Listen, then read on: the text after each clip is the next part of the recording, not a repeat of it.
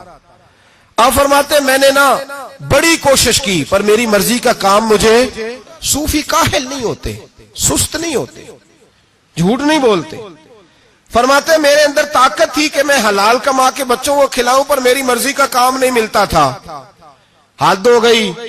اور جب انسان نیکی کی طرف آتا ہے تو کچھ نہ کچھ آزمائشیں ضرور آتی ہیں، یہ پکی بات ہے، پکی بات۔ جب وہ غلط ملت کر رہا ہوتا ہے تو اس کو لگتا ہے سارا کچھ صحیح ہے، جب سیدھا ہوتا ہے تو بہت ساری پریشانیاں بھی ضرور آتی ہیں، یہ مزاج ہے دین کا۔ آپ فرماتے میں پریشان رہنے لگا، حالات خراب ہونے لگے، آزمائش سخت ہونے لگی، کاروبار بند ہو گیا، کام ہی کوئی نہیں ملتا تھا، میری بیوی ناراض رہنے لگی، ہلکا ہلکا تو اس نے مجھے کہنا شروع کیا، پھر جلال میں آ گئی، اور ایک دن مجھے کہنے لگی اگر آج نانا کچھ لے کے آئے تو بچے لے کے میکے چلی جاؤں گی۔ آپ فرماتے میں بڑا پریشان ہوا، نکل گیا فجر پڑھ کے کام کی تلاش میں نے ظہر تک تلاش کیا لیکن مجھے کام نہ ملا۔ آپ فرماتے نہر فرات کے کنارے تپتی ہوئی ریت پہ میں بیٹھا تھا تو میرے دل میں خیال آیا بندوں کی مزدوری نہیں ملتی تو آج اللہ کی نہ کر لیں، آج اللہ کی مزدوری نہ کرے۔ آپ فرماتے میں نے گرم ریت سے تیمم کیا، وضو کیا وہیں فرات، اور گرم ریت پہ کپڑا بچھایا تو نفل پڑھنے شروع کر دی، زور سے اثر تک نفل پڑھے، زور سے۔ چلے میں ایک دعا کرتا ہوں، آپ آمین کہنا، اللہ کرے کہ ہم مغرب کے بعد والے نفل ہی پڑھنے شروع کر دیں۔ نبی کریم سید عالم صلی اللہ تعالی علیہ وآلہ وسلم کے غلاموں کا حال دیکھے، عبادت کا حال دیکھے۔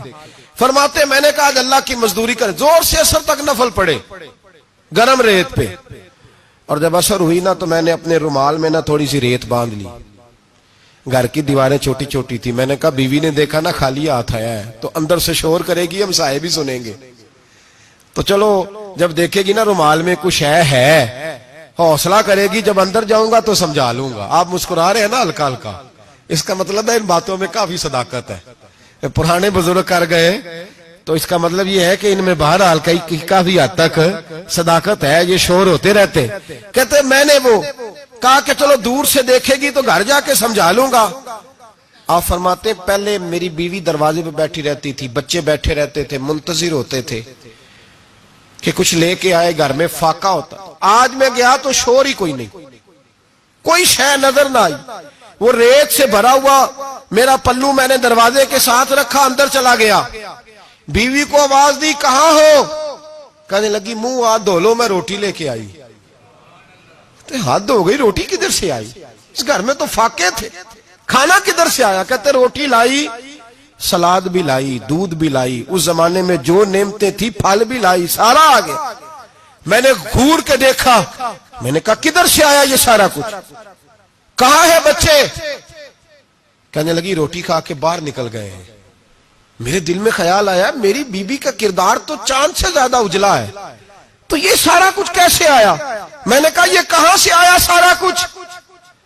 تو کہتی ہے میری طرف دیکھ کے کہنے لگی پتہ نہیں آج کس کریم کی مزدوری کرنے چلے گئے تھے، پتہ نہیں کس کریم کی مزدوری پہ چلے گئے تھے، زور ہوئی ہے تو اس نے اناج کی بوریاں بھیجی ہیں، چاول بھیجے ہیں، پھل بھیجے ہیں، اتنا کچھ بھیجا ہے کہ میرے گھر میں رکھنے کو جگہ ہی کوئی نہیں۔ یہ کہتے کہتے اٹھی اور کہنے لگی پہلے ہی بڑا آیا تھا، اب اور کیا لائے ہو؟ آپ فرماتے میں سکتے میں تھا، اس نے جا کے میرا رومال جو کھولا، میں ریت لایا تھا، رب کریم نے ہیرے بنا دیے، وہ ہیرے بن گئے۔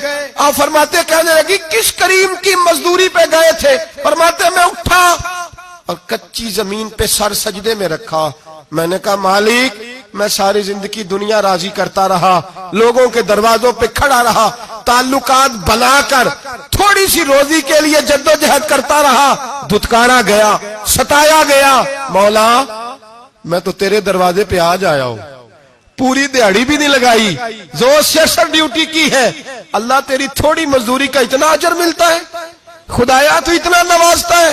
فرمایا اللہ میں محنت بھی کروں گا، کام بھی کروں گا، لیکن دنیا کی مزدوری تھوڑی کروں گا، مالک تیری عبادت زیادہ کروں گا۔ بھائی یاد رکھو ہم ساری زندگی لوگ قبروں میں چلے گئے، مسجد نہیں آئے، قبروں میں الہاکم التکاثر حتی زرتم المقابر، قبر میں جانے کا ٹائم آیا، لوگوں کی نمازیں پڑھ